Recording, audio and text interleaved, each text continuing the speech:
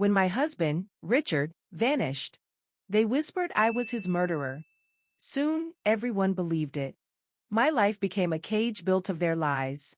But the truth they couldn't see, the terrifying secret he had buried so deep. I was about to drag it, kicking and screaming, into the light. Life in Oak Haven, before the storm, was painted in the soft hues of contentment. For 25 years, Richard and I had built a sturdy, unassuming life there, brick by ordinary brick. He was an accountant, well-respected, with a quick smile for everyone and a way of making even tax season sound like a mild adventure. I was a recently retired elementary school teacher, my days now pleasantly empty, waiting to be filled with the simple joys we'd long planned for. Our little clapboard house, with its rose bushes I fussed over like children, was a haven. We spoke of leisurely road trips, perhaps even a cruise to Alaska, the kind of quiet dreams that fill the later chapters of a life lived steadily. My son, Tom, from my first marriage, lived a few states away.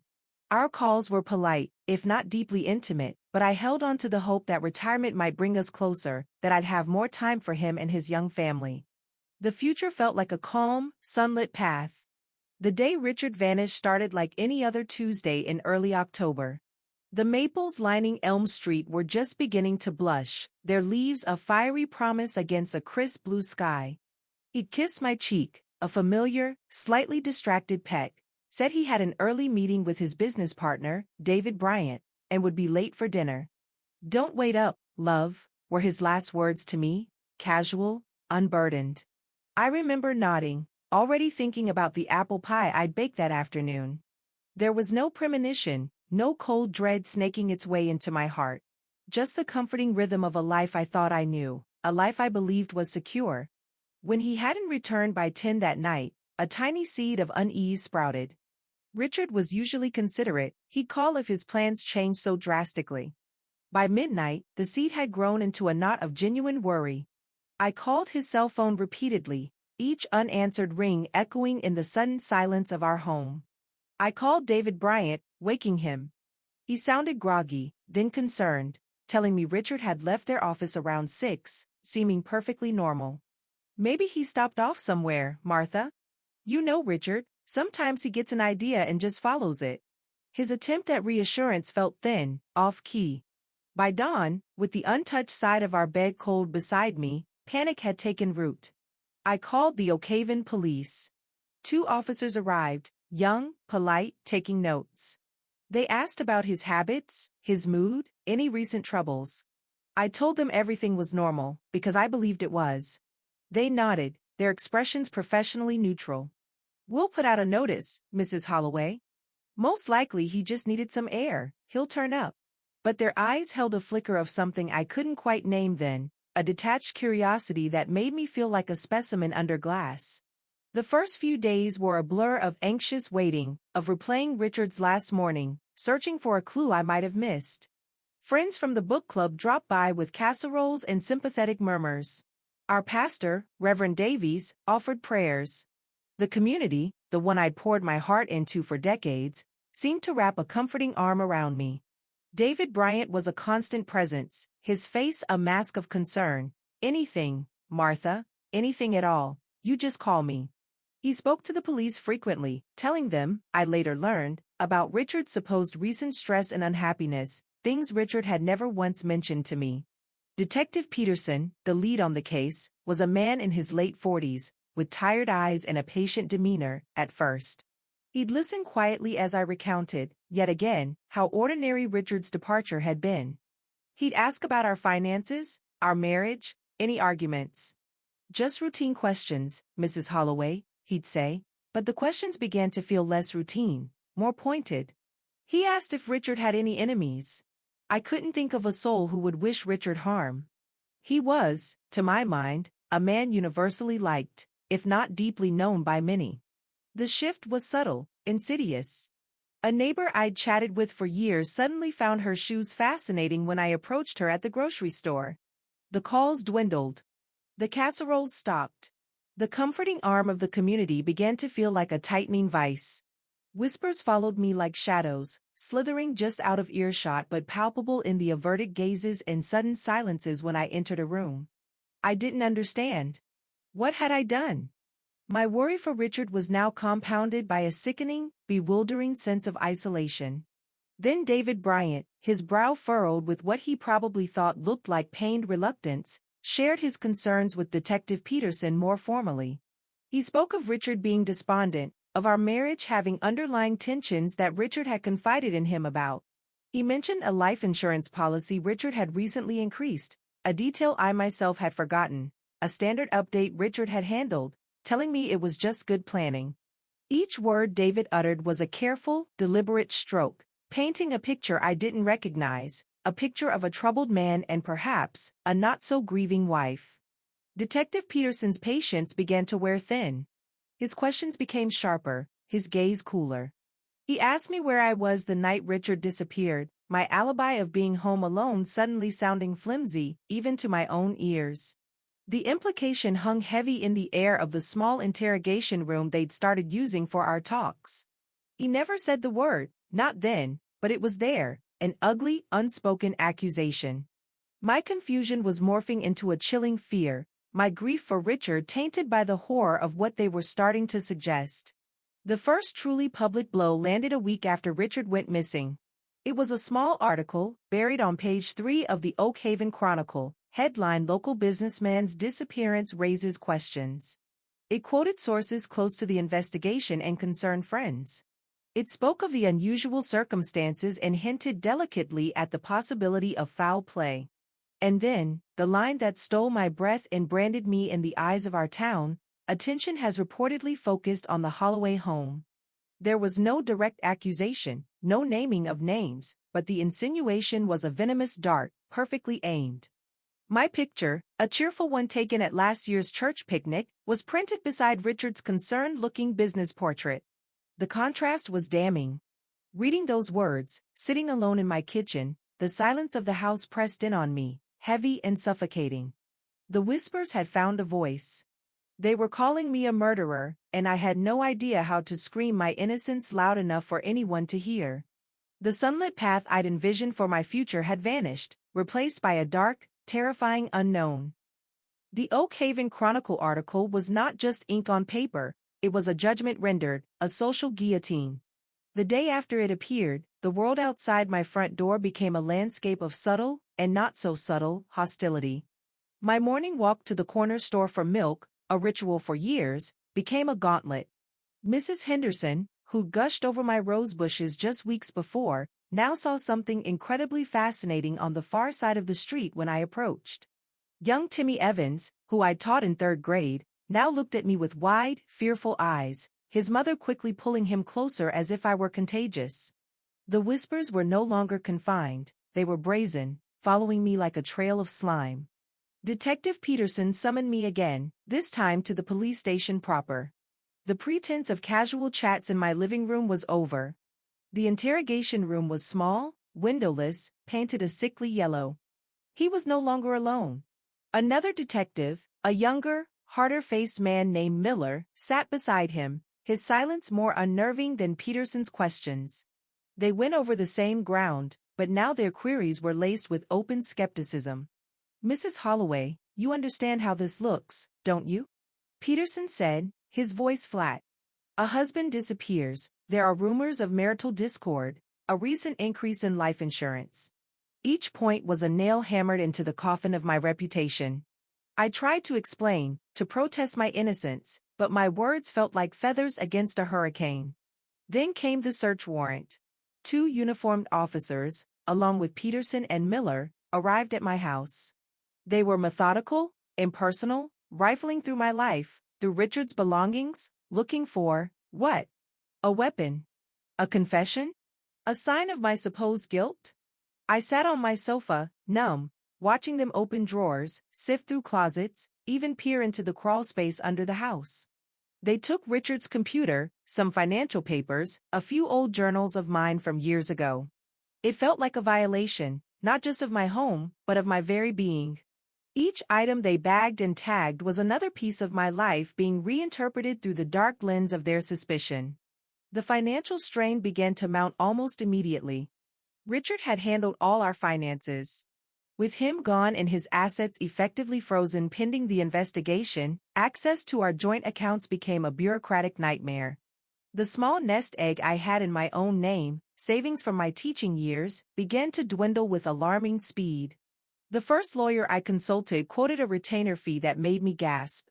He was a slick, city type, recommended by a former colleague, and his eyes held a mercenary gleam as he assessed my situation. "These cases can get very expensive, Mrs. Holloway," he'd said, his tone implying that my freedom had a hefty price tag. My son, Tom, was perhaps the cruelest blow. After the newspaper article, his calls became less frequent, his voice strained, distant. When I tried to talk to him about Richard, about what was happening to me, he was evasive. "Mom, I don't know what to think," he finally stammered during one painful conversation. "The police, the papers. It all sounds pretty bad." There was no "I believe you, Mom. No, I'm here for you."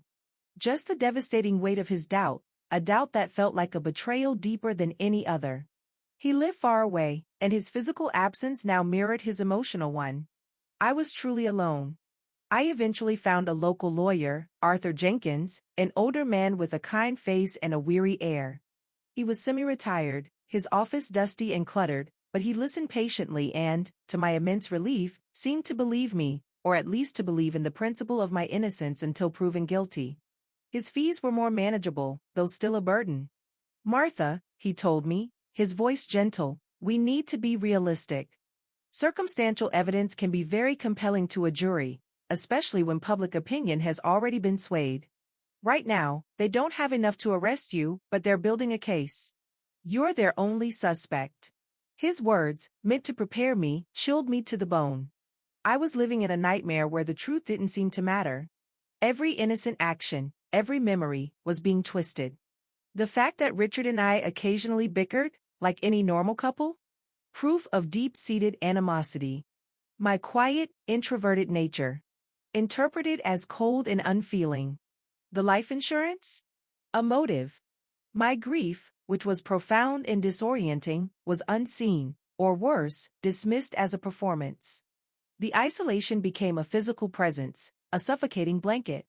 I stopped going out unless absolutely necessary. The curtains in my house remained drawn. The roses in the garden began to wither from neglect, their drooping heads a reflection of my own spirit. The silence in the house was no longer just quiet, it was accusing. Every creak of the floorboards, every sigh of the wind outside, seemed to whisper my guilt. I started to talk to myself, just to hear a human voice that wasn't laced with suspicion or pity. Days bled into weeks, then months. The police investigation officially remained ongoing, a sword of Damocles hanging over my head. Detective Peterson would call periodically, his tone carefully neutral, asking if I'd remembered anything new. Each call was a fresh wave of anxiety. I learned to live with a constant knot of fear in my stomach, a permanent tremor in my hands. Sleep offered little respite, haunted by Richard's smiling face morphing into accusing glares from the townspeople. One afternoon, about 3 months after Richard disappeared, Arthur Jenkins called me into his office. His expression was grave. "Martha," he said, his voice low, "I've had an informal chat with Detective Peterson. He told me, off the record, that while they still lack concrete proof for an arrest, you are, and I quote, the primary person of interest.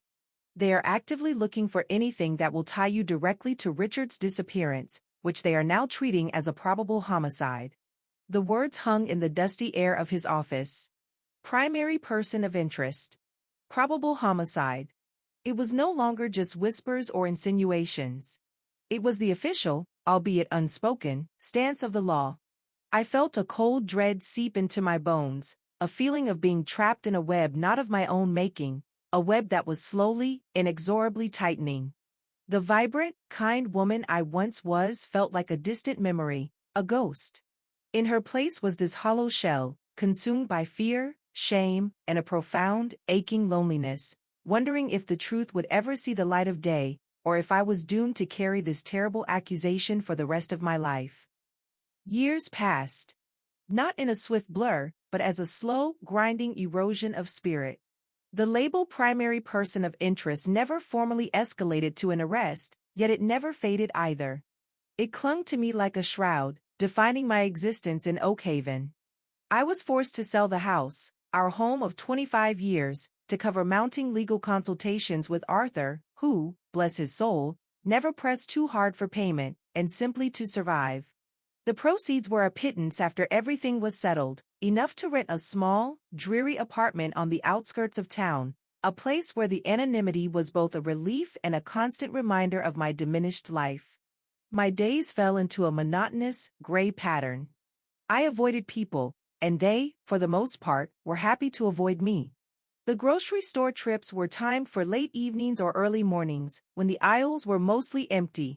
The library, once my sanctuary, now felt like a public stage where every turned head was a silent accusation. I read voraciously, anything to escape the four walls of my tiny living room and the louder walls of my own mind. The characters in books became my only companions, their fictional lives a welcome distraction from my all-too-real and unbearable one. The official investigation into Richard's disappearance gradually went cold, at least on the surface. Detective Peterson retired. New cases, new tragedies, pushed Richard's presumed death from the local headlines. But in the collective memory of Oak Haven, I remained the woman who got away with something. A pariah. There were no more overt acts of hostility, just a persistent, chilling indifference, a quiet consensus that I was guilty. Even my son, Tom, maintained his careful distance, our occasional calls stilted and painful, full of unspoken words and unresolved doubts. He never asked if I did it, but he never said he believed I didn't. It was during one of these bleak, empty afternoons, perhaps 5 years after Richard had vanished, that the first tiny, almost imperceptible crack appeared in the wall of my despair. I was sorting through the last few boxes of Richard's belongings that I'd salvaged from the house, things the police had examined and returned, deemed irrelevant. Mostly old tax records, dusty college textbooks, items I hadn't had the heart to throw away but couldn't bear to look at. My intention was to finally discard them, to sever another tie to a past that brought only pain. Among a pile of old business ledgers from his early accounting days, there was one that felt different. It was smaller, bound in worn black leather, with no label on the spine. I didn't remember seeing it before. It had a flimsy lock, the kind a child might use for a diary. Curiosity, an emotion I hadn't felt in years, stirred faintly. I found a hairpin in a forgotten jewelry box and, after a few clumsy attempts, the lock clicked open. It wasn't something the police would have bothered with. It looked too innocuous, too personal perhaps. The pages were filled with Richard's neat, precise handwriting. But it wasn't a diary, not in the traditional sense. It was a ledger, yes, but not for his official business. These were entries of personal transactions, names I didn't recognize alongside cryptic abbreviations and figures that made my breath catch. Large sums of money, thousands, sometimes tens of thousands of dollars, moving in and out of accounts I knew nothing about. There were references to Project Nightingale, the Florida Keys diversion, Osprey Holdings. It read like the secret financial life of a stranger. My first thought was confusion. Was this some old, forgotten business venture? But the dates were relatively recent, some just months before he disappeared. And the secrecy. Richard had always been meticulous about our finances, discussing every major decision, or so I thought. This felt clandestine, hidden. I remember my hands trembling as I turned the pages. This wasn't the Richard the first knew, the straightforward, if somewhat dull, accountant. This was someone different. Someone capable of a hidden life. One entry, in particular, snagged my attention. Final transfer to Klein. Oak Haven exit confirmed. Klein. The name meant nothing to me. Oak Haven exit.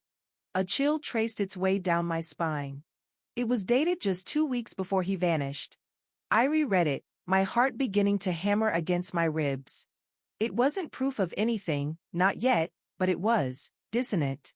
It didn't fit the narrative of a man despondent, a man whose wife was his only problem. It hinted at something else, something planned. I spent days poring over that ledger, cross-referencing what little I could with old bank statements of Richard's that I still had. Most of it was a confusing jumble, a language I didn't understand. But the unease grew.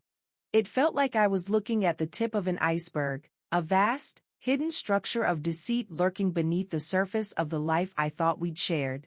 Could Richard have been involved in something illegal? Embezzlement? Fraud? The idea was abhorrent, yet the ledger in my hands whispered of possibilities I'd never dared to imagine. A tiny, almost forgotten detail surfaced in my memory. Richard, a few months before he disappeared, had become unusually secretive about his computer, changing passwords, angling the screen away if I walked into his study. At the time, I dismissed it as him being engrossed in a complex work project. Now, that memory took on a more sinister hue. Had he been managing this secret life right under my nose? And if he was involved in something illicit, could his disappearance be linked to that, rather than to me? It wasn't hope, not yet. It was something far more fragile, a sliver of doubt about the official story, about the version of Richard that had been presented to me and to the world. A terrifying question began to form in my mind. If Richard wasn't the man I thought he was, then what else had been a lie?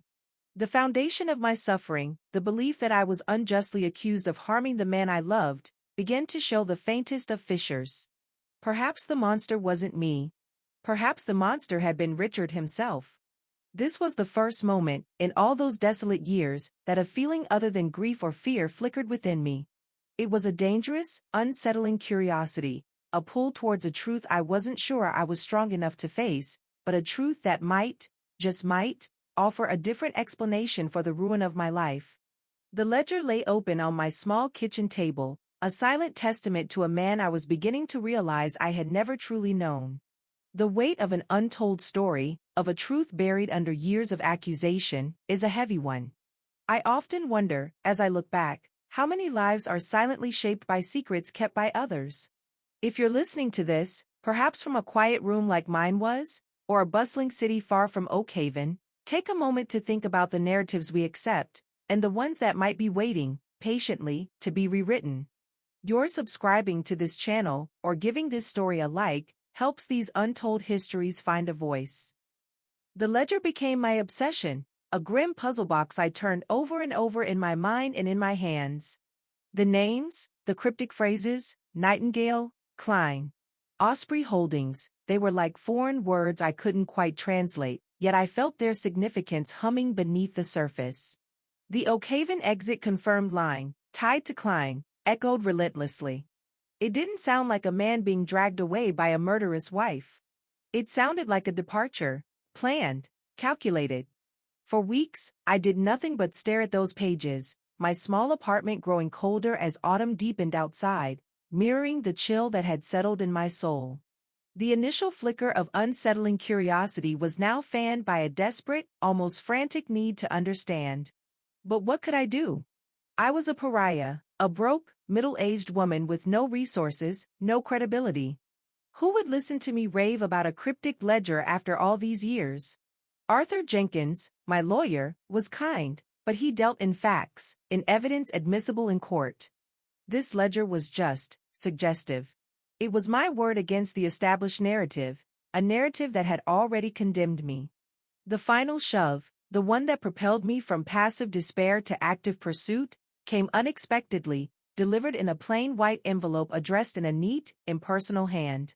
It was a legal notice. David Bryant, Richard's former business partner, was petitioning the court to have Richard Holloway declared legally dead. The 7-year mark since his disappearance was approaching, the standard period for such a declaration.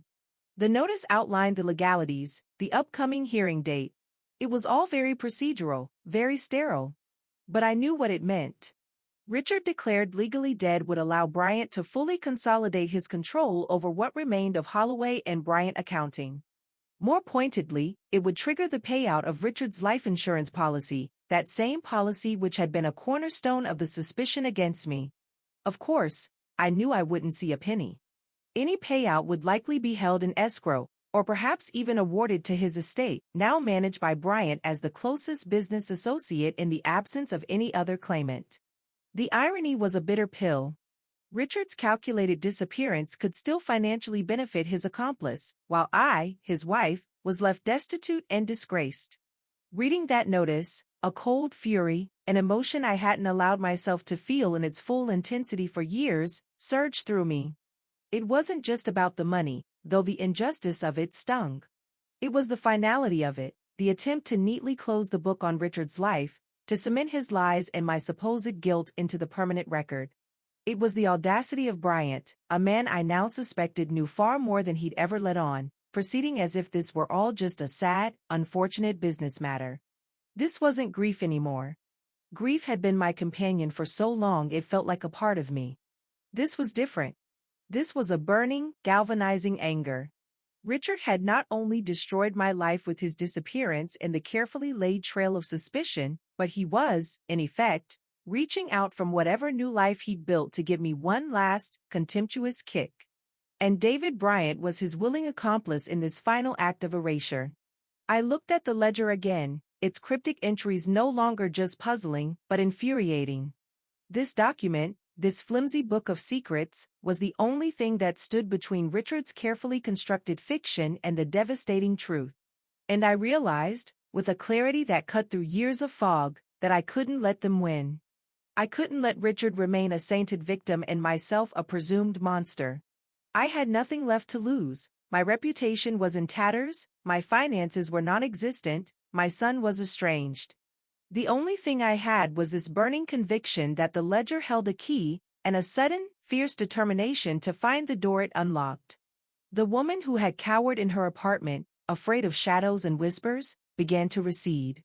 In her place, someone new was stirring, someone harder, more resolute. The years of isolation, of being treated as a non-entity, had inadvertently forged a kind of resilience. I had survived.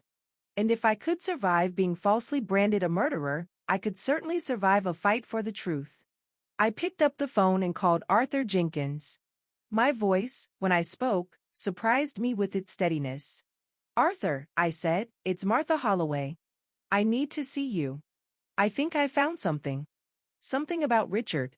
He was hesitant. I could hear it in his voice, the weariness of a man who'd heard too many desperate theories from too many desperate clients.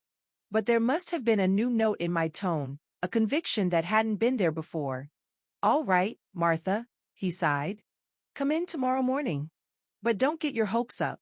Oh, I wasn't getting my hopes up, I thought as I hung up the phone. Hopes were fragile things, easily crushed.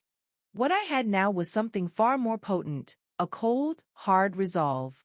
I was no longer just a victim. I was going to find out what Richard Holloway had really done, and who he had really been. The time for passive suffering was over. The time for answers had begun. The notice from Bryant wasn't an ending, it was a call to arms. Arthur Jenkins listened patiently, his office still as dusty and cluttered as I remembered, the scent of old paper and stale coffee hanging in the air. I spread the ledger open on his desk, my finger tracing the cryptic entries, explaining my suspicions, the Klein reference, the Oakhaven exit confirmed. I saw the skepticism in his kind, tired eyes, the look of a man humoring a long-suffering client. He'd seen too much to be easily swayed by what must have sounded like wishful thinking. "Martha," he said gently when I finished, "this is intriguing. But it's not proof. Klein could be anyone, Oakhaven exit could mean a dozen different things. Without more, this is just a list of transactions we can't decipher." He was right, of course. But I wouldn't be deterred. "Then we need to decipher it, Arthur," I insisted, a new firmness in my voice. "There has to be a way," he sighed, shuffled some papers but didn't dismiss me outright. Perhaps he saw the desperate fire in my eyes, the last stand of a woman with nothing else to cling to. He agreed to make some discreet inquiries, to see if any of the names or company mentions in the ledger, Osprey Holdings, Nightingale Project, rang any bells in financial or legal circles. He warned me it was a long shot, that records grow cold, memories fade. But it was a start. While Arthur pursued those faint trails, I began my own amateur investigation, armed with the ledger and a newfound, if somewhat reckless, determination. My tiny apartment became a command center. I bought a cheap laptop with what little money I had, teaching myself how to navigate online search engines, public records, databases, anything that might offer a clue. The names in the ledger were mostly dead ends. Common surnames, untraceable individuals. Osprey Holdings appeared to be a shell corporation registered in a state known for its lax business oversight, dissolved years ago. Project Nightingale yielded nothing but articles about Florence Nightingale. It was frustrating, like sifting through sand for a single grain of gold. Days turned into weeks of fruitless searching, the initial surge of adrenaline giving way to a familiar gnawing despair. Was Arthur right? Was this just a wild goose chase, another figment of my desperate imagination? Then, I remembered something else Richard had been secretive about in those final months, a new, high-end burner phone. He claimed his old one was unreliable, but he'd been strangely possessive of this new device, always keeping it in his pocket, its screen angled away.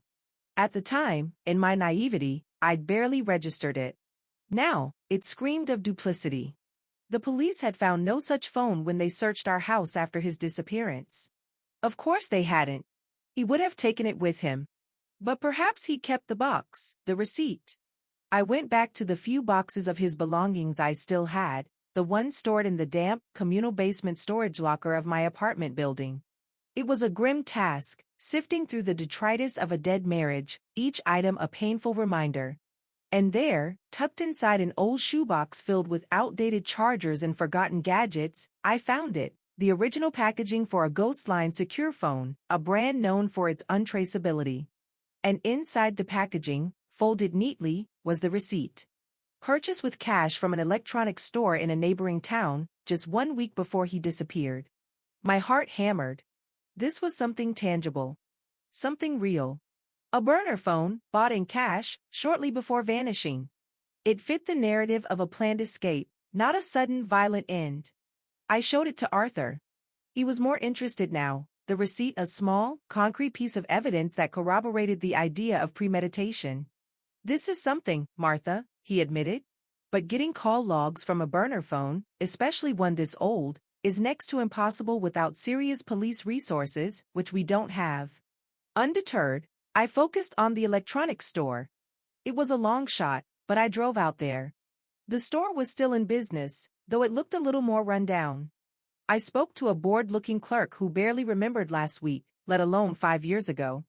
But then, the manager, a man named Sal, older, with a kind, weary face, overheard me. He remembered the Ghostline phones, they'd been a specialty item, not many sold. He even vaguely recalled a well-dressed man, fitting Richard's description, buying one around that time, paying in crisp $100 bills. Seemed anxious to get it and go, Sal mused. Didn't ask many questions, just wanted the most secure model. It wasn't much, but it was another piece. Richard, anxious, buying a burner phone with cash. I also revisited Richard's old office building, now solely Bryant Accounting. I made an appointment with David Bryant under the pretext of needing some old tax documents for a fictional audit. He was visibly uncomfortable having me there, his false sympathy replaced by a wary politeness. While he was searching for my non-existent files, I let my gaze wander, trying to remember Richard's old desk, his habits. Had he left anything behind? Anything the police might have missed? My eyes fell on a small, framed photograph on a side table, one of Richard and Bryant at a charity golf tournament. It was innocuous. But then I saw Bryant glance at me, then at the photo, a flicker of something, nervousness? In his eyes. He quickly found my files, just some random printouts, and ushered me out, his relief palpable.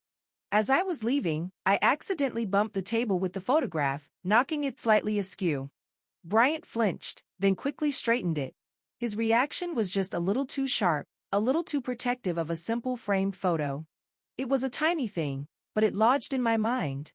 Why so jumpy about a picture? Later that night, I lay in bed, the pieces swirling. The ledger, the burner phone receipt, Sal's memory of an anxious Richard, Bryant's odd reaction to the photograph. It still wasn't a complete picture, but the outline was becoming clearer. Richard hadn't just disappeared, he had meticulously planned his exit. And David Bryant, with his feigned concern and hasty legal maneuvers, knew more. He had to. The question was, how much more? And what was he so afraid I might discover? The web was more tangled than I'd imagined, and I sensed that pulling on one thread might unravel something far bigger and more dangerous than I was prepared for. The photograph. Bryant's nervous reaction to it.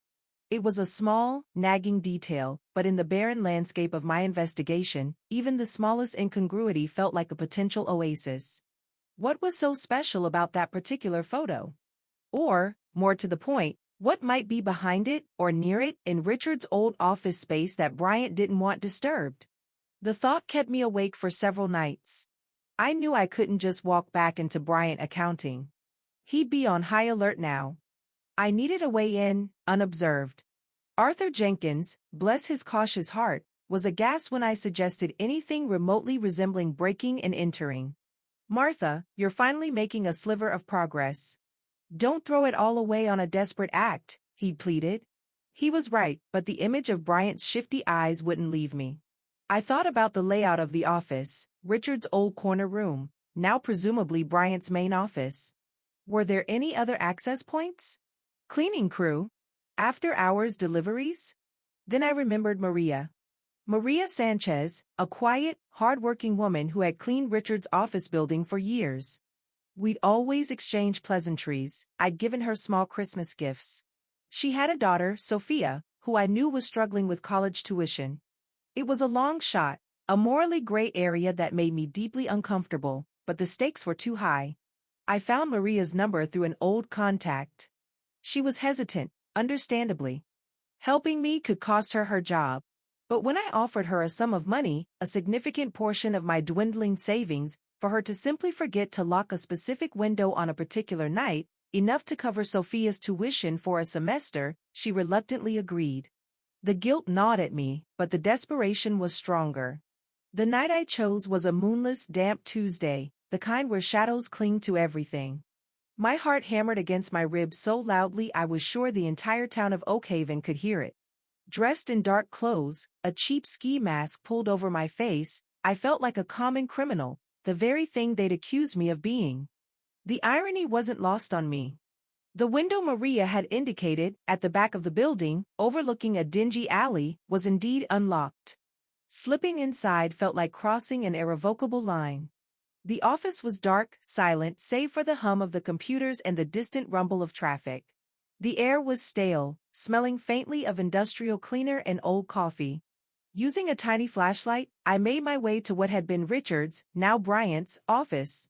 The photograph of Richard and Bryant at the golf tournament was still on the side table. My hands trembled as I picked it up. Nothing behind it. I checked the drawer of the table. Empty. My stomach sank. Was this another dead end? Had I risked so much for nothing? Then my gaze fell on Richard's old, heavy mahogany desk. It was a massive thing, an antique he'd been very proud of. The police would have searched the drawers, of course. But Richard had been a man of secrets, a man of hidden compartments in his life. Perhaps he had them in his furniture too? I ran my hands along the underside of the desktop, feeling for any irregularity. And then, my fingers brushed against something small, metallic, taped well out of sight, almost at the very back where the desktop met the modesty panel. A small, slim USB drive. My breath caught. This was it. This had to be it. Bryant wouldn't have known about it, hidden so well. The police, doing a standard search, would have missed it. Only someone who knew Richard's meticulous, secretive nature would have even thought to look there with such persistence. I pocketed the drive, my fingers closing around it like a lifeline. I didn't dare try to access it there. I relocked the window, slipped back out into the alley, my heart still pounding, but now with a wild, terrifying surge of triumph. Back in the sterile anonymity of my apartment, I plugged the USB drive into my cheap laptop, my hands shaking so badly I could barely guide it into the port. Several password prompts appeared for different encrypted files. My heart sank. Of course, it wouldn't be that easy. But one folder was unencrypted, simply labeled contingency. Inside were a series of emails, not from Richard's regular account, but from a burner email address, and scans of documents. The contents made the blood drain from my face. It was Richard's meticulous plan, laid out in cold, emotionless detail. He'd been siphoning money for years, not just from his business, but from various investments he managed for others, creating a new identity, Robert Klein. There were details of offshore accounts, scanned copies of a fake passport and driver's license under the Klein name, even notes on how to subtly alter his appearance. He had a new life waiting, funded by theft and deceit. And then, the most chilling part, his plan for me.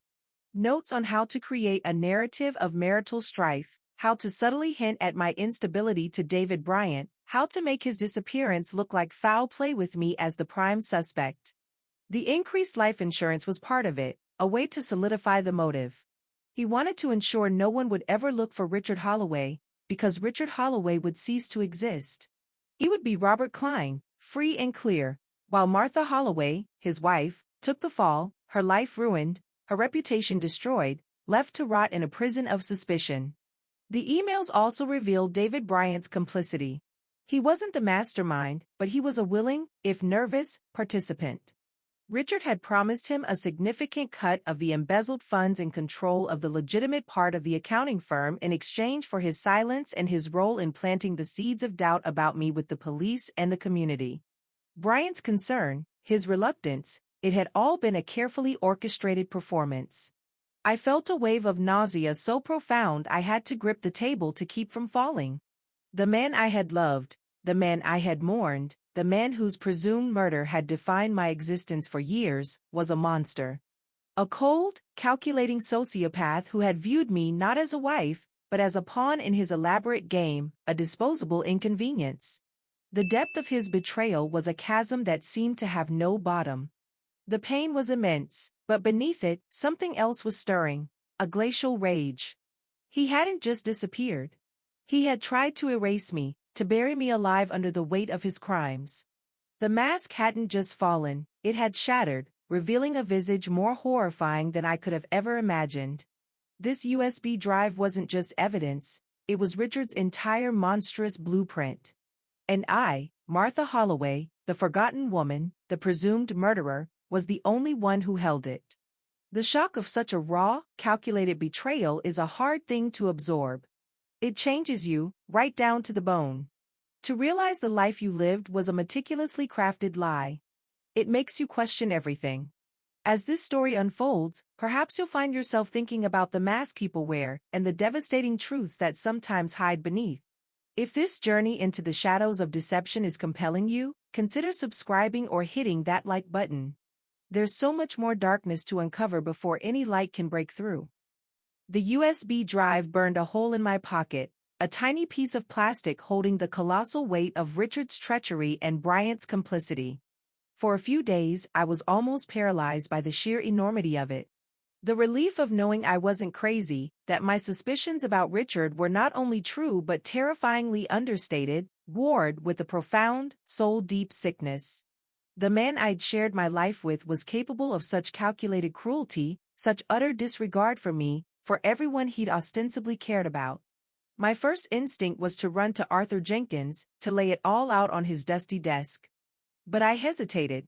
Arthur was a man of the law, of procedure. He'd want to go to the police, to Detective Peterson's replacement. And what then? A slow, grinding investigation? Bryant would lawyer up, deny everything. Richard, as Robert Klein, was a ghost, a phantom with a new life somewhere, likely insulated by layers of offshore accounts and false identities. The legal system, which had so readily condemned me on whispers and innuendo, might get bogged down in technicalities trying to prosecute a man who technically didn't exist anymore, based on evidence I'd obtained by breaking into an office.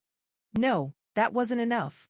A quiet arrest, a paragraph in the back pages of the Oak Haven Chronicle years later, that wouldn't suffice. Richard hadn't just committed fraud, he had orchestrated the systematic destruction of my life, my reputation, my very identity. He had made me a public spectacle, a whispered villain. If I was going to expose him, it had to be in a way that mirrored the public crucifixion he'd subjected me to. He needed to be unmasked, not just apprehended. His new life, built on my ruin, had to crumble before his eyes, just as mine had. A plan began to form, audacious and terrifying. I needed to find Robert Klein. The USB drive contained clues, mentions of preferred climates, warm, coastal, preferred pastimes, boating, golf. Some things, apparently, even a new identity couldn't change, and crucially, details of a few specific, high-value wire transfers to accounts in cities known as havens for those wishing to disappear, Miami, San Diego, even a fleeting reference to the Cayman Islands. It was a digital breadcrumb trail. I knew I couldn't do this alone. I lacked the technical skills, the resources, the sheer nerve to track down a professional con man across state lines or even international borders. I needed someone who specialized in finding the unfindable, someone who operated in the gray areas Arthur Jenkins so carefully avoided. I remembered seeing an advertisement in a slightly disreputable online forum I'd stumbled upon during my earlier research, a private investigator, specializing in difficult locates and sensitive recoveries. The ad was discreet, almost coded. Her name was Sarah Jenks. No relation to Arthur, as far as I knew. Her office, if you could call it that, was a cramped room above a noisy bar in a city an hour's drive from Oak Haven. Sarah Jenks was younger than I expected, perhaps in her late 30s, with sharp, intelligent eyes that missed nothing, a cynical twist to her mouth, and an air of someone who had seen the worst of human nature and wasn't easily impressed. She listened to my story, her expression unreadable, as I laid out the contents of the USB drive, omitting, for now, how I'd obtained it. When I finished, she leaned back in her chair, tapping a pen against a worn notepad. So, your deadbeat, sociopath husband faked his death, framed you for it, and is now living it up on stolen cash. And you want to find him, not just for the cops, but to, what? Serve him some public humiliation before he's carted off. Her bluntness was startling, but also strangely refreshing after years of mealy-mouthed sympathies and veiled accusations. Something like that, I admitted. He needs to be seen for what he is. By everyone. Especially by anyone who knows him as Robert Klein. Sarah named her price. It was exorbitant, nearly every cent I had left from the sale of my small apartment, which I just put on the market in anticipation of this moment. It was a monumental gamble. If she failed, I would be truly destitute, with nothing. But if she succeeded, I'll need everything on that drive, she said, her eyes glinting with professional interest. Bank codes, transfer details, any correspondence, no matter how trivial. And a clear, recent photo of Richard, if you have one.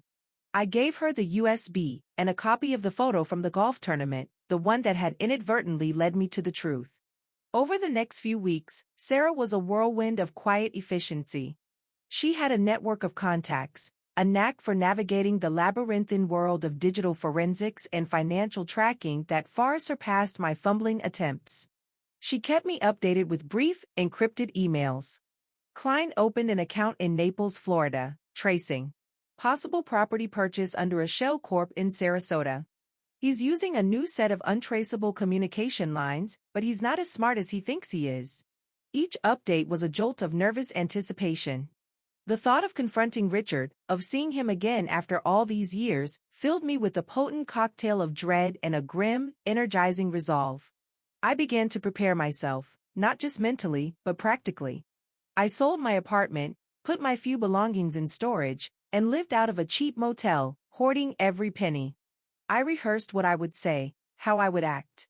I would not be the weeping, broken victim he remembered. I would be his reckoning. Then, the email I'd been waiting for, target acquired. Robert Klein. Living very comfortably in a waterfront condo in Naples, Florida. Got visuals. He has a new companion. Younger model, of course. Sarah attached a surveillance photo. There he was, Richard. Or Robert Klein. Older, a little heavier, his hair dyed a sandy blonde, but unmistakably him, laughing, his arm around a glamorous woman in her late 30s. He looked happy, prosperous, without a care in the world. The sight of him, so carefree while I had lived in a personal hell, solidified my determination. The next step is up to you, Martha, Sarah's email concluded. Confrontation. Or do we just drop a dime to the feds? My reply was instant. Confrontation. Public. I want him to see me. I want them to see him for what he is. And I want you there, Sarah. Recording everything. My plan was no longer just a vague desire for justice, it was taking shape, a carefully orchestrated piece of theater where Richard Holloway, alias Robert Klein, would be the unwilling star, and I, Martha, his long-forgotten wife, would be the director of his final, ruinous act. Naples, Florida, was a world away from the gray gloom of Oak Haven and the sterile anonymity of my recent motel existence. It was all palm trees, shimmering water, and the scent of money, old and new. Sarah Jenks met me at a small, discreet hotel a few miles from Richard's waterfront condo complex. She was all business, laying out surveillance photos, blueprints of his building, and a detailed report on Robert Klein's daily routine. He was a creature of habit, morning coffee at the same upscale deli, afternoons often spent at a nearby exclusive golf club, evenings at one of a handful of expensive restaurants. "He's comfortable, arrogant," Sarah observed, her voice flat. "Thinks he's untouchable." His companion is a woman named Tiffany Bellwether, a former model with expensive tastes. Klein's footing the bill, obviously. Seeing the photos of Richard Klein living this lavish, carefree life, wining and dining Tiffany, while the memory of my cramped apartment and meager meals was so fresh, stoked the cold fire of my resolve. Our plan was simple, yet fraught with risk. We'd surveil him for a couple of days, confirm his patterns, choose the most public, most impactful venue for the confrontation. Sarah would be nearby, disguised, with high-quality recording equipment. My role was to walk in, confront him, and lay out the truth, clearly and calmly, before he could react, before his carefully constructed world came crashing down. We also prepared a packet of irrefutable evidence, key documents from the USB drive, financial statements Sarah had managed to unearth linking Klein to Richard Holloway's illicit activities, ready to be dispatched to federal authorities and select media outlets the moment the confrontation began. The first day of surveillance was nerve-wracking. Hiding in a rental car with tinted windows, watching Richard, it was still so hard not to think of him as Richard, emerge from his condo building, looking tanned and relaxed in expensive linen clothes, felt surreal. He looked like a man without a single worry, a man who had successfully buried his past. The sight of him, so oblivious, so entitled, made my hands clench. "Easy, Martha," Sarah murmured, sensing my tension. "Patience. We get one shot at this." We trailed him to the Sandpiper Grill, an elegant, open-air restaurant overlooking the Gulf, a place where Naples' wealthy elite came to see and be seen. It was perfect. Public, busy, with nowhere for him to easily bolt. He and Tiffany were regulars there for dinner, usually arriving around 7:30. We decided this would be our stage.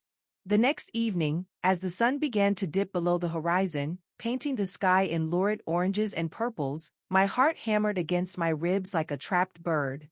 I was dressed in a simple, dignified dark dress I'd bought from a consignment shop, the best I could afford, but I wanted to look composed, not like the broken woman he'd left behind. Sarah, dressed as a tourist with a large camera bag, had already taken a strategic position at the restaurant's outdoor bar, her equipment discreetly ready. "Remember, Martha," she'd said before I got out of the car, her sharp eyes softening for a fraction of a second, "stick to the script. Don't let him rile you. You control this." I nodded, my throat too tight for words. Walking towards the Sandpiper Grill felt like walking towards my own execution, or perhaps his. Every step was heavy. The humid Florida air felt thick, hard to breathe. I saw them arrive, Richard, or Klein, resplendent in a crisp white shirt, Tiffany clinging to his arm, dripping in jewelry. They were laughing, ushered to a prime table near the railing, overlooking the water. They looked like a golden couple, the picture of contentment. The hypocrisy of it was a physical blow. For a moment, a wave of pure, debilitating fear washed over me. What if I couldn't do it? What if my voice failed? What if he just dismissed me, called security, had me thrown out like a mad woman before I could utter a single word of truth? I saw Sarah catch my eye from the bar, a tiny, almost imperceptible nod. It was the signal. It was now or never. I took a deep breath, straightened my shoulders, and began to walk towards their table. The hostess tried to intercept me, a polite smile on her face. "May I help you, madam?" I barely registered her, my gaze locked on Richard. "I'm meeting someone," I said, my voice surprisingly steady, and continued forward. He looked up as I approached, a flicker of annoyance on his face at the interruption, expecting perhaps a fan or a casual acquaintance. Then his eyes met mine. The color drained from his face. The smile froze, then melted into an expression of utter, slack-jawed disbelief. Tiffany looked from him to me, her perfectly plucked eyebrows rising in confusion. The name Robert Klein died on my lips. In that moment, he wasn't Klein. He was Richard, my husband, the architect of my ruin. And then, a new, unexpected jolt of fear, sharp and sickening. As I opened my mouth to speak, Richard's eyes darted past me, towards the restaurant entrance. He half rose from his chair, a sudden, animalistic panic in his eyes. He wasn't just shocked to see me, he looked like he'd seen a ghost far more terrifying. He mumbled something to Tiffany, "Stay here," and then, incredibly, he turned and began to stride, almost run, not towards me, but away from our table, towards a side exit leading to the parking lot. My carefully rehearsed speech, my moment of confrontation, it was all dissolving. He was escaping, again. Sarah was already moving, but Richard was fast, driven by a desperate terror I didn't yet understand. He was going to get away. He was going to slip through my fingers after I'd come so far, risked so much. All that planning, all that pain, for nothing. Panic clawed at my throat. He couldn't just run. Not again. Not after everything. Without thinking, fueled by years of suppressed rage and a sudden, primal fear of losing him now, I screamed his true name, a sound torn from the depths of my soul that cut through the restaurant's polite chatter. Richard. Richard Holloway, you're not going anywhere. Heads turned. The ambient noise dipped. Tiffany stared, her mouth agape. Richard faltered for a split second at the sound of his real name echoing across the patio, a deer caught in headlights. That tiny hesitation was all Sarah Jenks needed. She was surprisingly fast, intercepting him just as he reached the archway leading to the parking lot. She didn't try to physically restrain him, she was smaller than him, but she blocked his path, her camera now conspicuously aimed at his face, its red recording light a malevolent eye. "Mr. Klein. Or is it Mr. Holloway tonight?" she asked, her voice calm but carrying an unmistakable edge of authority. "I think you have some explaining to do. We have some people very interested in your activities." At that exact moment, as if on cue, two uniformed Naples police officers, alerted by a discreet call Sarah had made just moments before we entered, materialized at the main entrance, their presence immediately changing the atmosphere from curious to tense. I had only vaguely been aware Sarah had a local police contact on standby if things escalated. Her foresight was, as always, impeccable. Richard looked from me to Sarah, then to the approaching officers, his face a mask of trapped fury and dawning horror. The fight visibly drained out of him. He was cornered. I walked towards him, my legs shaky but my resolve now like iron. The eyes of every diner in the Sandpiper Grill were on us. This was my stage now, not his. "It's over, Richard," I said, my voice low but carrying in the sudden hush. Tiffany had risen from the table, her perfectly made-up face a canvas of confusion and dawning apprehension. "Robert, what is she talking about? Who is Richard Holloway?" she asked, her voice shrill. "Allow me to introduce myself," I said, turning to her, then letting my gaze sweep across the stunned onlookers. "I am Martha Holloway. Richard's wife. The wife he left for dead. The wife he tried to frame for his own murder so he could steal millions and start a new life with. Well, with women like you, I suppose." Tiffany recoiled as if I'd struck her. Richard opened his mouth, perhaps to bluster, to deny, but I cut him off, my voice rising in strength. "For 7 years, Richard, I lived in hell because of you. They called me a murderer. My friends abandoned me. My own son doubted me. I lost my home, my reputation, my life. All while you were living like a king, on stolen money, under a stolen name." I pulled out a copy of the Robert Klein fake passport scan from my purse, holding it up for all to see. "This man, Robert Klein, is a fiction.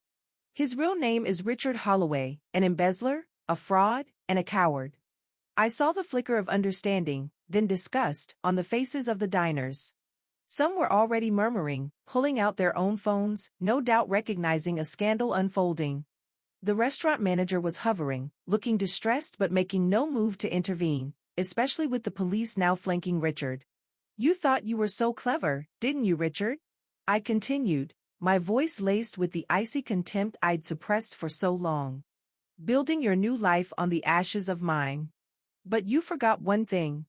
The truth. It has a funny way of clawing its way out, no matter how deep you bury it." I gestured towards Sarah. "We have everything. The accounts, the transfers, your meticulous plan to frame me, even your delightful correspondence with your partner in crime, David Bryant, who I'm sure will be very interested to hear about your arrest." At the mention of Bryant, Richard visibly flinched. His carefully constructed composure was gone, replaced by a raw, ugly fear. He looked old, suddenly, and pathetic. The charming, confident Robert Klein had vanished, leaving only the craven shell of Richard Holloway. The Naples police officer stepped forward. "Sir," one of them said, his voice firm, "we need you to come with us. We have a warrant for your arrest on suspicion of fraud and embezzlement, issued out of Oakhaven County." They cuffed him. The click of the handcuffs was the sweetest sound I had ever heard. It was the sound of chains breaking, not just his, but mine. As they led him away, past the gawking diners, past Tiffany who was now openly weeping, Richard looked back at me one last time. His eyes, those eyes I had once loved, were filled with a venomous hatred. But there was no power in his gaze anymore. Only the impotent rage of a defeated man. I stood there, amidst the wreckage of his lies, the murmur of the crowd, Sarah by my side quietly still recording the aftermath. The Florida breeze, which had felt so suffocating earlier, now felt cool and cleansing on my skin. It wasn't a moment of triumph, not exactly. There was no joy in witnessing such a complete moral collapse, even in a man who deserved it. But there was a profound, bone-deep sense of vindication. A sense of justice. The truth, after so many years lost in the darkness, had finally, spectacularly, come into the light. The performance was over. His performance. And mine. Witnessing a moment like that, the unmasking of a deep deception, it's something that stays with you. It's a stark reminder that sometimes the people we think we know best are the ones capable of the most profound betrayals. If this story of a long-delayed reckoning is resonating with you, if you believe in the power of truth to ultimately prevail, consider subscribing to the channel or sharing this video.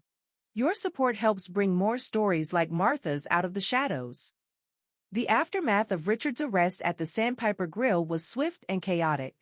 Local news crews, likely tipped off by Sarah or by opportunistic diners with cell phones, descended upon the scene almost before the police car carrying Richard had pulled away. Sarah, ever the professional, handed over a neatly prepared press kit to a couple of the more reputable journalists, a summary of Richard's crimes, his dual identity, and a carefully worded statement about my long ordeal, emphasizing my innocence, which had now been so dramatically proven. She shielded me from the more aggressive reporters, guiding me back to our rental car through a barrage of flashing cameras and shouted questions. The story exploded. "Naples socialite arrested, living a double life," screamed one local headline. "Fugitive accountant's 7-year deception ends in Florida restaurant," blared another. The national news picked it up quickly, fascinated by the lurid details: the respectable businessman turned master manipulator, the wronged wife, the glamorous new life built on lies. Oakhaven, my old town, was, by all accounts, rocked to its core. The name Richard Holloway, once associated with quiet respectability, was now synonymous with treachery. Back in Oakhaven, the dominoes began to fall with satisfying speed. Armed with the evidence from the USB drive in Sarah's meticulous documentation, the authorities moved on David Bryant. He apparently crumbled under questioning, his attempts to feign ignorance laughably transparent in the face of Richard's detailed notes about their collusion. He was arrested and charged as an accomplice to fraud, embezzlement, and obstruction of justice. His carefully cultivated image as a concerned friend and pillar of the community shattered overnight. Detective Peterson, long retired, issued a public statement through the Oakhaven Police Department. It was a formal, somewhat stilted apology to me, acknowledging the misdirection of the initial investigation and expressing regret for the hardship Mrs. Holloway endured. It lacked genuine warmth, but it was a public admission of their error, a vindication I had once thought impossible. The current Oak Haven police chief also publicly cleared my name, stating unequivocally that I had been a victim, not a perpetrator. The reaction from Oak Haven itself was a strange mix. There were those, I heard, who expressed shock and remorse for how I'd been treated. Mrs. Henderson, my former neighbor who'd once snubbed me, reportedly told the local paper she was deeply ashamed of her past assumptions. Reverend Davies preached a sermon on the dangers of gossip and false judgment. Others, I'm sure, remained silent, perhaps uncomfortable with their own complicity in my ostracism. It didn't matter much to me anymore. Their opinions had ceased to hold power over me. The most significant personal repercussion, however, came from my son, Tom. A few days after Richard's arrest made national news, he called me. His voice was choked with emotion. "Mom," he began, and then he just wept. He apologized, over and over, for his doubt, for his distance, for not believing in me when I needed him most. He told me he was flying out to Florida immediately. He sounded broken, ashamed, and desperate for forgiveness. It was a conversation I had longed for, and dreaded, for years. When Tom arrived, he looked older, worn down by guilt. He held me for a long time, his apologies now face to face, raw and heartfelt. "I was a coward, Mom," he said, his eyes filled with tears. "I listened to the whispers instead of listening to my heart, instead of listening to you. Can you ever forgive me?" Forgiveness. It was a complicated word. Could I forgive him for the years of added pain his doubt had caused? "Tom," I said, my voice quiet, "I understand you were confused, scared. You were young. But it hurt, more than you know." I saw the pain in his eyes. "We have a long road, you and I, to rebuild. But yes, I want to try. You're my son." It wasn't an instant absolution, but it was a beginning, a fragile bridge across a chasm of hurt. He stayed with me for a week, a quiet, supportive presence, helping me navigate the initial legal formalities in Florida, just being there. It was a balm to a wound I thought might never heal. As for Richard, his fall was as complete as it was public. Denied bail due to the flight risk he so clearly represented, he sat in a Florida jail awaiting extradition to face charges in the state where his crimes originated. Tiffany Bellwether, his glamorous companion, swiftly distanced herself, issuing a statement through her lawyer claiming she was as shocked and betrayed as anyone by Robert Klein's deception. I almost felt a flicker of pity for her, another woman duped by Richard's charm, though her obliviousness to his vast, untraceable wealth perhaps spoke to a certain willful blindness. The legal process would be long, I knew. Trials, appeals. But the core truth was out. The monster had been unmasked, not just to me, but to the world. The weight that I had carried for 7 years, the suffocating burden of false accusation, had finally been lifted. I could breathe again. The air was different now, lighter, cleaner. Justice, in its often slow and circuitous way, was beginning to grind forward, and its wheels were aimed squarely at Richard Holloway and David Bryant. The legal proceedings against Richard and David Bryant unfolded over the next year, a slow, methodical dismantling of their deceptions. I chose not to return to Oak Haven for the trials. My presence wasn't legally required for most of it, and emotionally, I had no desire to revisit the town that had been the stage for so much of my suffering. Sarah Jenks kept me informed, and Arthur Jenkins, bless him, liaised with the prosecutors, ensuring my side of the story, my 7 years of hell, were fully understood, even if I wasn't there to tell it in person. Richard's trial was a sensation, at least locally. The prosecution, armed with the contents of the USB drive and Sarah's corroborating investigation, painted a damning picture of a man so consumed by greed and ego that he was willing to destroy his wife's life to achieve his selfish desires. His defense attorneys tried to argue that he was a desperate man, fleeing insurmountable debts, that he never intended for me to be accused of murder, but the evidence of his meticulous planning to implicate me was overwhelming. The jury found him guilty on all counts: fraud, embezzlement, obstruction of justice, and even a charge related to the severe emotional distress he'd inflicted upon me. David Bryant, seeing the writing on the wall, opted for a plea deal, agreeing to testify against Richard in exchange for a lesser sentence. His testimony sealed Richard's fate, detailing their conversations, the transfer of funds, and Richard's cold calculations. Bryant received a reduced sentence but was still served time. He, too, lost everything: his business, his reputation, his freedom. The sentencing day arrived.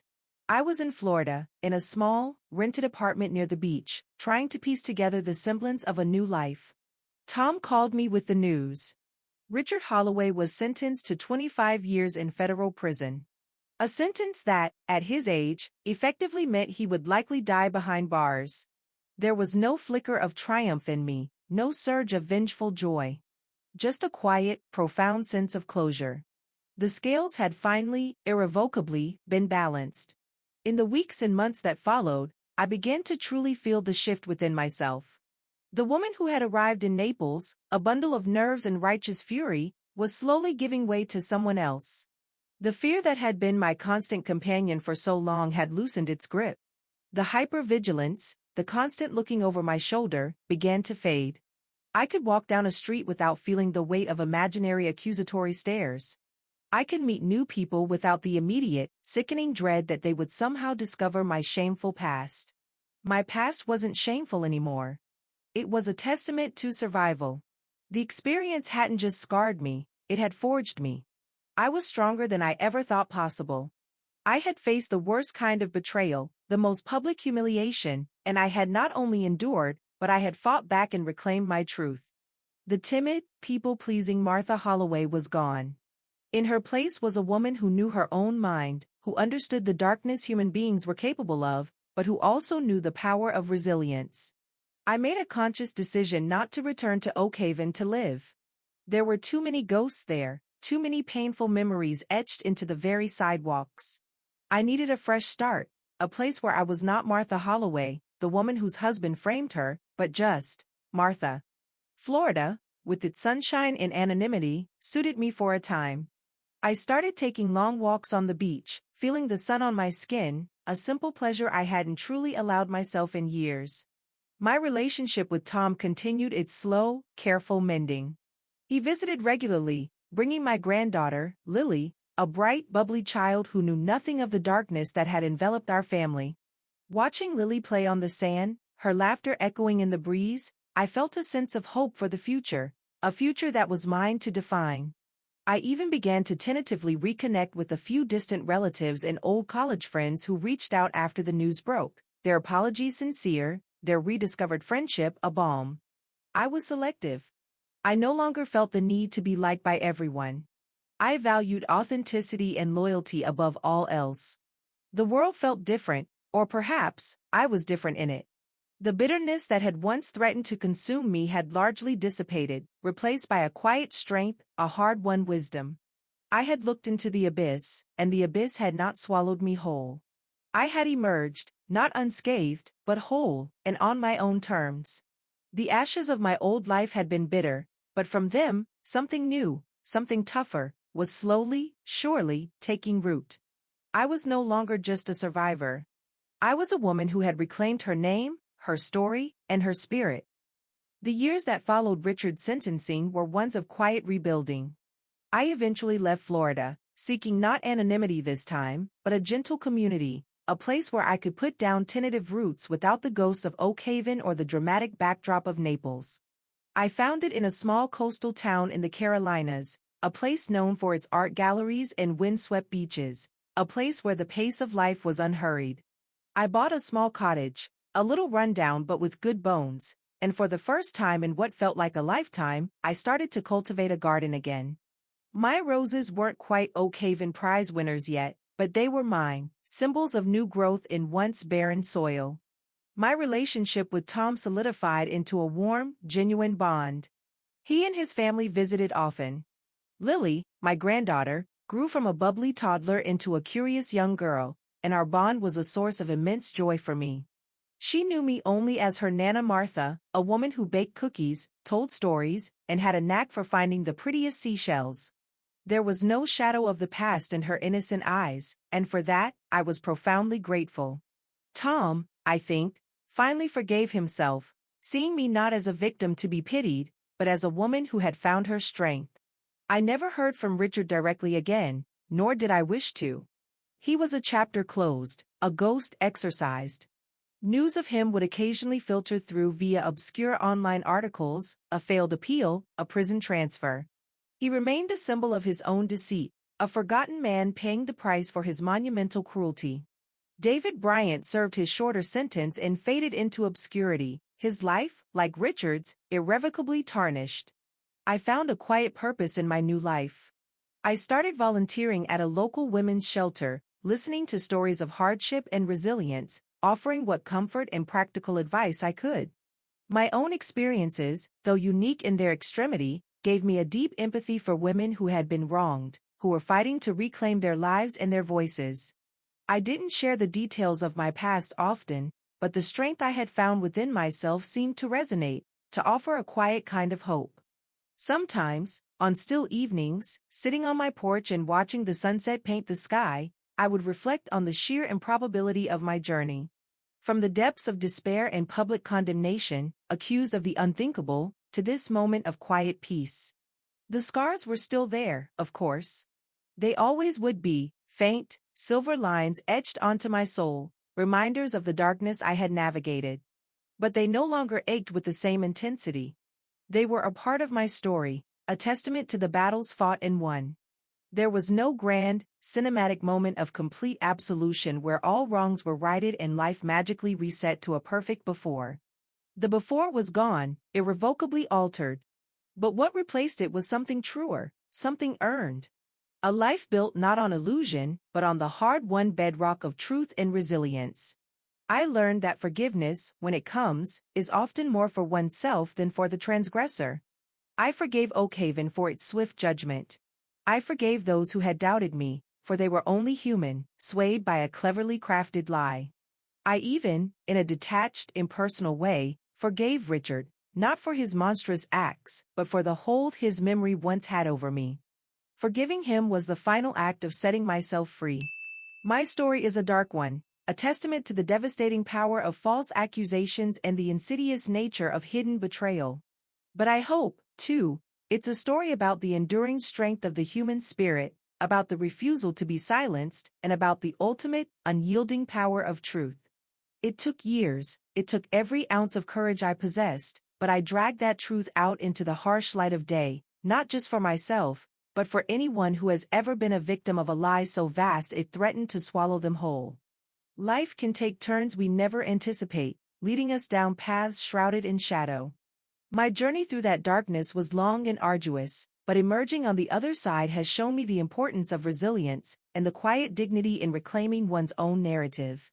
If my story, this testament to fighting for truth against overwhelming odds, has touched you, perhaps consider subscribing or leaving a like. And if you, or someone you know, is listening from a place where injustice feels like an insurmountable wall, I hope you hear this. You are stronger than you think, and your voice deserves to be heard. Let me know in the comments below, not your own stories if you're not comfortable, but perhaps just the city or country you're listening from, so I know these words are reaching out, connecting us across the miles. Thank you for listening.